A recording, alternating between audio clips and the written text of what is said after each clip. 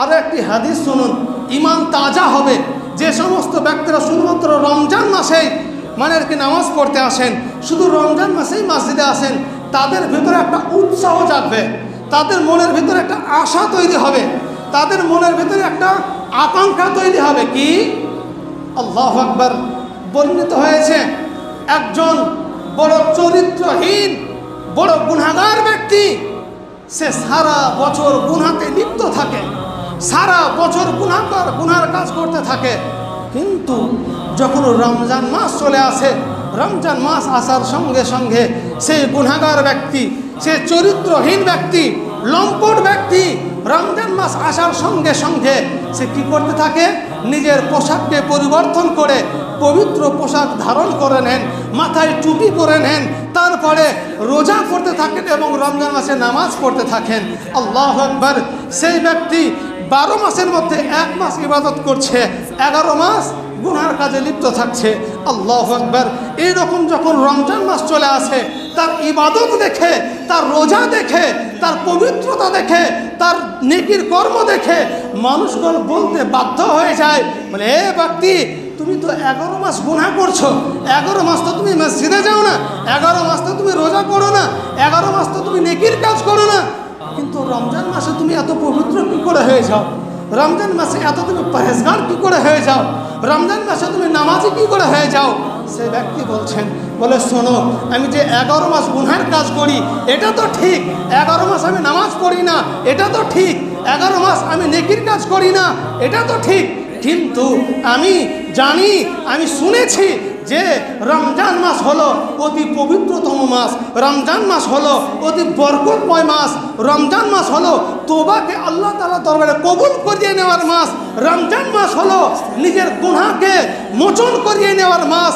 সুতরাং সেই আশা নিয়ে, সেই আকাঙ্ক্ষাতে আমি 1 মাস আল্লাহর ঘরে সময় দিই, দিনে রোজা রাখি, রাত্রে ইবাদত করি।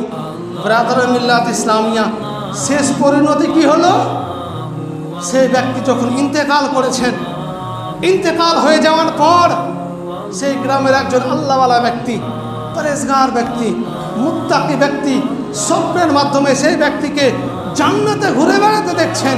আল্লাহু আকবার। সেই ব্যক্তি বলছেন, বলে এই ব্যক্তি, তুমি তো সারা বছর গুনার কাজ করতে, তুমি তো সারা বছর পাপের কাজ করতে, তুমি জান্নাতে কি করে গেলে? আল্লাহু আকবার। সেই ব্যক্তি বলছেন, বলে শোনো, আমি গুনার কাজ তো করতাম ঠিকই, কিন্তু 12 মাসের মধ্যে একটা মাস রমজান মাসকে আমি বড় সম্মান দিতাম, রমজান মাসকে আমি অতি আদর করে ইবাদত করতাম, রোজা করতাম। এই বরকতে রমজানকে ভালোবাসার জন্য, রমজান মাসে নামাজ পড়ার জন্য আল্লাহ আমার বাকি জীবনের সমস্ত গুনাহকে ক্ষমা করে দিয়েছে আর আমাকে জান্নাতি বানিয়ে দিয়েছে।